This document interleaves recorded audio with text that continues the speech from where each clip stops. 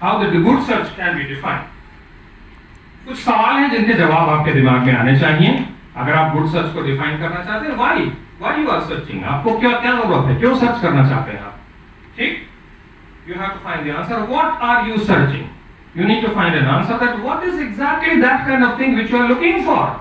If you have something like this in your mind, there is a possibility that you will be finding that. If you don't have, and if you are randomly searching, you are not going to land up anywhere. Where this is also very, very important that okay, you have some idea that I am going to get, I'm searching for this thing, but what are your resources? Where you are searching it? Are you searching at the right place or are you searching at a wrong place? So if you are searching at a wrong place, there is a possibility that you would not be getting what you are intending to get. So that is also something important.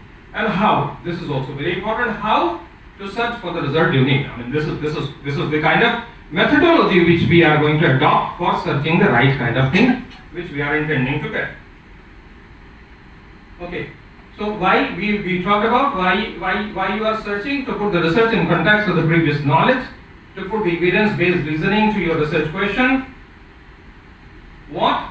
Defining clearly what is to be searched. Search word or this medical subject heading. You can identify that what kind of specific word you are looking at, what kind of a specific word you are searching for. So search strategy, search word has to be defined.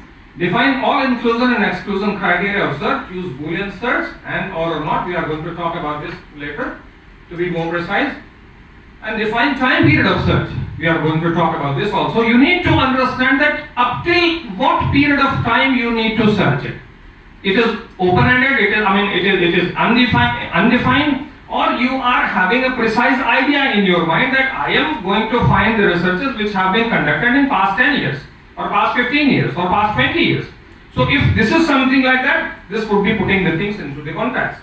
So defining the time period, where you are searching, define the source of your search.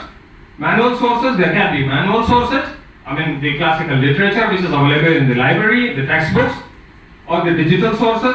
It could be the published source or it could be unpublished source, manuscripts which have not been published. It could be textbooks, journals, conference proceedings. So whenever you are writing some article like that, where you have adopted some kind of search strategy, this is quite essential to define your search strategy in your article. You need to define that I have searched this particular word in this and this resource from this period to this period. Even they are asking you for the search words also. Okay, what are the search words which you actually have searched to identify the to make the review of your literature, and how. So know precisely how to optimize the search and knowing tools and techniques of the search. So if we know all these things, there is a possibility that we would be getting a good literature search. Now let us look at the sources and methods of search. It could be manual. Naturally, a lot of things are unpublished. So you have to go to the library, you have to find the thesis, as number of theses and Kayachikitsa have not been published anywhere. So if you want to look at them, you need to go to the library, you need to put them, identify the things manually, and then you have to find that if there is anything relevant to your research or not. So manual could be published textbooks, journals and other printed material which is not available digitally. So it would be manual. And unpublished manuscript, MD, PhD thesis which have not been published anywhere and which are not available digitally. And there could be digital or electronic search. So it could be done with all these things, books and journals which are available online. Organizational websites are also putting a lot of information which you can use as the resources or the information sources. Ministry of Ayush and WHO websites, for example. Search engines are there which are giving you a lot of references. Technical databases or article repository is there where they are collecting. These are the collections of the published articles. So these are the repository. There also you can identify a number of researchers. And indexing databases, as Dr. Kishore was talking about, there could be PubMed, at Invent, at Scopus. They have the indexing databases. There also you can find number of literature, number of articles which might be relevant to your research. So online search. Let us begin talking about online search. Before you begin, this is quite important to understand that what is the authentic and what is the unauthentic source. Because I already have told you that in internet, number of information is available. It is not for sure that all that information which is available on the internet is reliable. So you really need to understand that which information is reliable and which information you cannot trust upon. So this is quite important to understand. Unauthentic sources क्या हो सकते हैं? Commercial websites है, किसी company की, दवा की company की कोई वेबसाइट है, वो कोई क्लेम करती है कि साहब हमारी दवाई बहुत अच्छा इसमें काम करती है. I least bother those websites because these are the commercial websites and they have their own motives. I mean, if they are putting some kind of claim, naturally they are having their own motives of putting it. They are having devices there. There could be personal websites. Some individual, for example, Sanjeev Rastogi has created a website of his own and he is claiming something. I don't trust it. I don't believe it because it is someone's personal. It is not trustworthy. Similarly, the blogs are the individual opinions basically. What I wish, I may say that. It is not necessary that it is reflective of whole of the community or it is being done through a kind of systematic research, what I am trying to put there.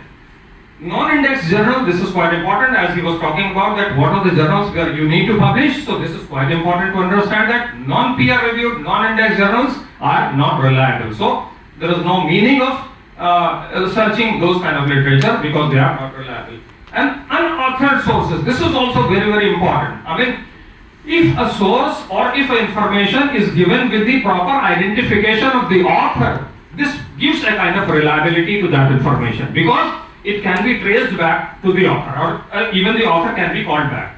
We can ask for the clarification from the author also that you are claiming something like this, whether it is true or not. But if some information is available on the net which is unauthored, for example in Wikipedia, lot of information is available on Wikipedia and you do not know who has actually authored that.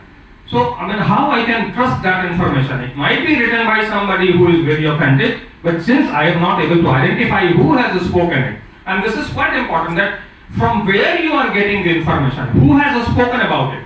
So, if the person who is speaking about it is reliable, possibly there is a possibility that the information would be reliable. Or if somebody else is, who is not trustworthy is speaking about something, I don't bother. I don't trust upon that kind of information. So this is the characterization, the unauthentic sources. Comparing to this, if you look at the authentic sources, official websites belonging to the government and renowned organization, if we are getting some information from the website of the Ministry of Ayush, there is a possibility that that information would be reliable because it belongs to the government organization and they would have taken proper justifications of putting anything there in the website because it is going to be there in the public domain. So they are going to be more careful. So you can rely upon that information. Index journals you can naturally rely upon because they had gone through a rigorous process of indexing. Books from reputed publications available in electronic form. This is also important. Books. There can be number of publishers which are publishing the book, but then again you have to identify that who is the publisher of that book. You need to identify that, and authored sources are always reliable. If you are able to identify who has actually authored it, there is a possibility that information which is available there would be reliable. Cautions during the electronic search. Okay, when we are making the electronic search, there can be certain cautions. We warn about the periodic revision and updation of the information done in many websites periodically. This is very, very important. Because when we try to refer some kind of website, it happens that websites usually get periodic revisions. Maybe you are citing some reference or some information from that website today, and 15 days after they are going to revise that content, and they can remove the content even because the website number of things are added and number of things can be deleted. So you need to put, whenever you are trying to put it, you have to put most updated version of that website. So for this reason, many times when we try to put the citation or when we try to put the reference, we need to put it like that when we have searched it, you need to put the date also. As on date, this and this, as on date, what I am trying to cite, what I am trying to quote, it was available on that particular day. So it may not be available today. If I look at the same website in the same way, it may not be, but it was available 6 months back when I searched that website. So that has to be precisely made, precisely written there. Keep a login record for when the search was actually conducted because you need to write it as we have mentioned it. Minister of Ayush will report this and this. And I have mentioned that last accessed on 10/7/2018. So this is how you have to cite it. That when you have looked at that reference. So this is the thing you need to put. And to cite such reference, a complete web page URL you have to put so that why this kind of reference is needed? Because if anybody is willing to cross check it, if I need to cross check it, if I have a doubt about it, I wish to see the actual website, I can go through this URL and I can directly see that whether this information is available there at that website or not. So this would be cross check. So these are certain cautions which we are required to do during the electronic search. Now we are going to put some examples that how actually we are going to search. So this is Google. Everybody knows that Google is a kind of search engine. Now if we are trying to identify that how to search, as Dr. Kishore was telling, I mean we can go to the Google Scholar.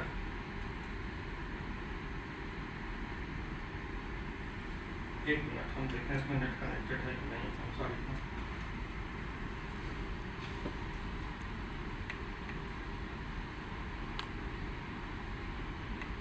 You can search from the Google Books also. Google Books has, I mean, it is having a separate page. Google Books. You can find some books there, and then you can look at the Google Scholar.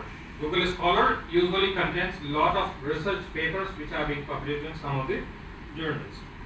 So if we try to look at the Google Scholar,